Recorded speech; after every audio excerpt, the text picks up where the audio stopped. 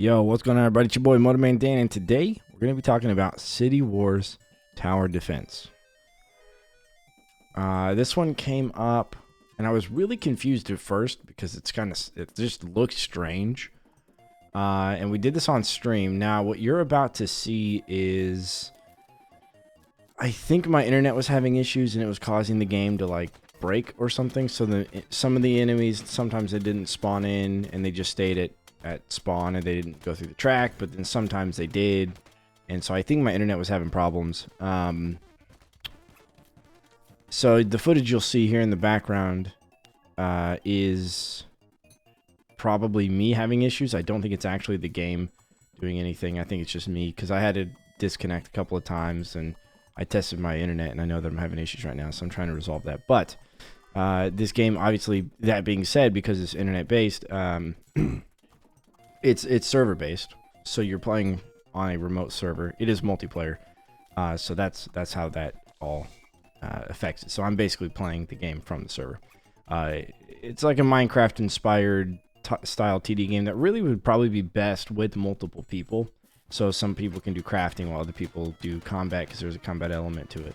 But we're gonna get into that whenever we get into the ratings. And speaking of ratings, before I also begin, if you want to watch the stream, there is a live stream that we did as well on the YouTube channel that kind of shows a bit more like pro level gameplay as we figure out this game. So it's really unique, but we'll get into that. Okay, so towers, 8 out of 10.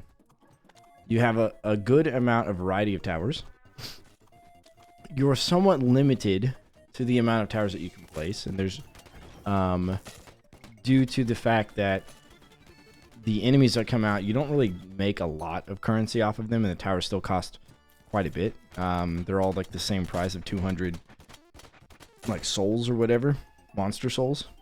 And yeah, so the variety that you can end up with at the end of the level is there, but at the beginning of the level, it's kind of hard to get a good amount of variety. I can also see you spamming a handful of like specific towers, although the towers do different things. That's why I give it an 8 out of 10, because they all do serve a purpose, and you have quite a repository of towers as well that you unlock throughout the campaign. You can also can't sell. As far as I can tell, you can't sell, which is kind of a shame. Because I would not mind selling a tower somewhere, running down the track, rebuying it, even if it's your co-op partner buying it somewhere else, that kind of thing. That'd be kind of neat, but it is what it is. 8 out of 10. Enemies, 6 out of 10. I played through the first 2 worlds, and they're relatively generic. Nothing has any special abilities. You have a bit of a Russian doll, nesting doll, whatever it's called, where you kill a bigger rat and it turns into a smaller rat. You have that with the birds as well, but the birds don't fly over the track; they just fly with the track. And there are towers that can't hit those flying enemies, even though they're like on about the same level as the the land enemies, I suppose. But as far as I can tell, I don't think there's there might be a bestiary of sorts, but I don't remember that there is. I don't think that there is. But anyways, the enemies are very basic, and there doesn't seem to be a ton of unit variety when it comes to games, so I give enemies 6 out of 10. Progression, 10 out of 10. You play a level, you get 3 stars, or not 3 stars if you don't beat it, without losing lives, kind of thing. And then you go to the next map and play that one, and you unlock things somewhat progressively.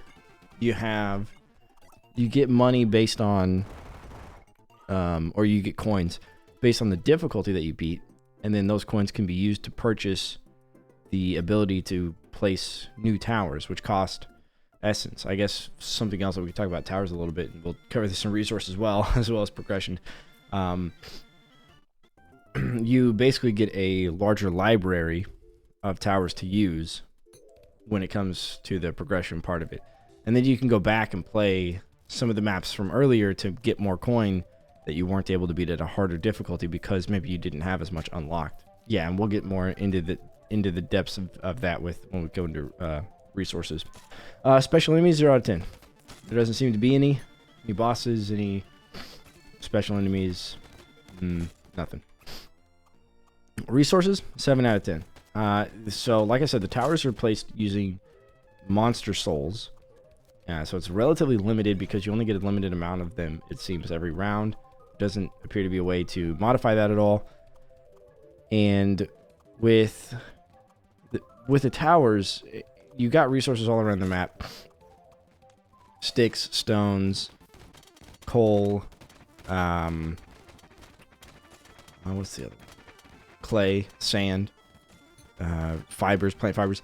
You have all of these things around the map that you can pick up and utilize to build crafting stations, to then upgrade crafting stations. You can also use it to upgrade towers. So you have to get a crafting station to get an axe. Your axe goes to the tree makes the log gives you your first tier of a tower upgrade, which is really interesting. And you can get iron and stuff later as you go through the maps, which is why I think this really sells as a co-op game, not a solo game.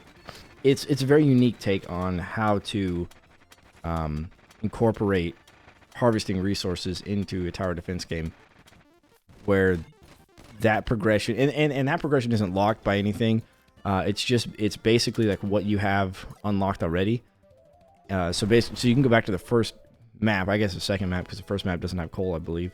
But you go to the second map of the entire game and get super far. Well, if they had an endless, you'd be able to get super far with it. If they had an endless, because you'd have access to basically everything you need. I guess minus iron. So I guess you'd be limited based on the resources available on the map with how high of a tier you can make your towers. There you go. That's what I'll say. So I give it a 7 out of 10. And you do get resources for killing the enemies. So it is possible from time to time that you can place towers during the wave.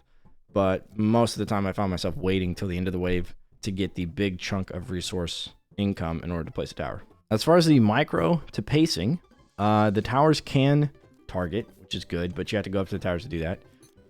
There are hotkeys to click on a tower, then you click level up, or you have to open the menu on a hotkey and then click on the tower to place it. The pacing in the game in solo play is fast. Like, you just feel like you don't have enough time to upgrade everything, and it's fast. Yeah, just having to go around and harvest all the resources. Also fight enemies, because when you fight the enemies will stop. They'll like stutter a little bit, allowing your towers to attack them. So you want to fight the enemies near their towers, but then also you want to collect resources so you can upgrade your towers. It's a whole thing. So I think the pacing is maybe too fast for single player, and then the micro is not as existent as it could be. Therefore, I'm giving it a 3 out of 10. For macro play, you can call the wave early, but other than that, there's nothing else you can do macro-wise. Therefore, I give it a 0 out of 10. For map design, I give it a 7 out of 10 because they're pretty basic. They're generally the same. It's just a straight shot to the thing that you're defending, some kind of rift or something, some kind of crystal. You're defending it.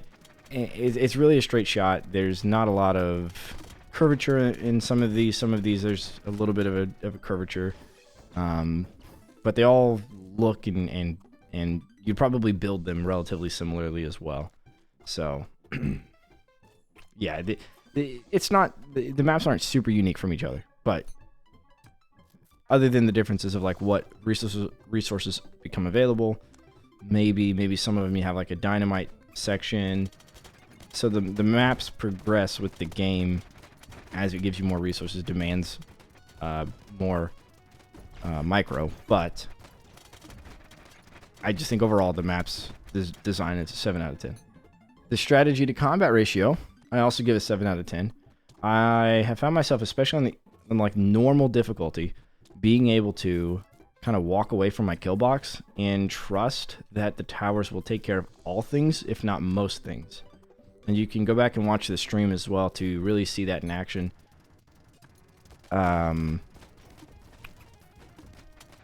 But there's also a decent amount of combat that may have to happen. So the strategy to combat ratio is about a 7 out of 10. For the most part, you could basically rely on strategy, but you may need to see yourself in combat, especially in the early waves and on the harder difficulties, for sure. For the replayability, I give that an 8 out of 10. This is co-op. They do weekly challenges, I think. They have weekly rewards. They have rewards. It's a very co-op style game that does have a lot of feels like it has a lot of replayability. I could definitely see people sitting down with their friends, with their buddies or whatever, going through this maybe 5, 6, 7 episodes deep and just having a blast. So if you have friends, which I know you all do, if you have friends, I think the replayability of this is about an 8 out of 10 whenever you actually are able to play with other people, I would say. Solo, I'd say it's probably about 6 out of 10 if it's a solo, but 8 out of 10 for sure if it's a co-op or more. Price, 10 out of 10. It's free. It's a free game. It's in early access, I believe. Yeah, and it's free. I think this game offers a lot, and it has its own unique vibe to it for being free. And it's also, you know, server hosted as well, which is interesting for a tower defense. You don't normally see that either. So they're definitely taking their chances with it. But yeah, for the price, 10 out of 10 is what I would give it. Which leads us to the total of 71 out of 100. And 71 out of 100 takes Citywars Tower Defense to the A tier. That being said, guys, don't forget to leave a like if you like the video, and subscribe, and comment. And I will see you on the flip side. Deuces.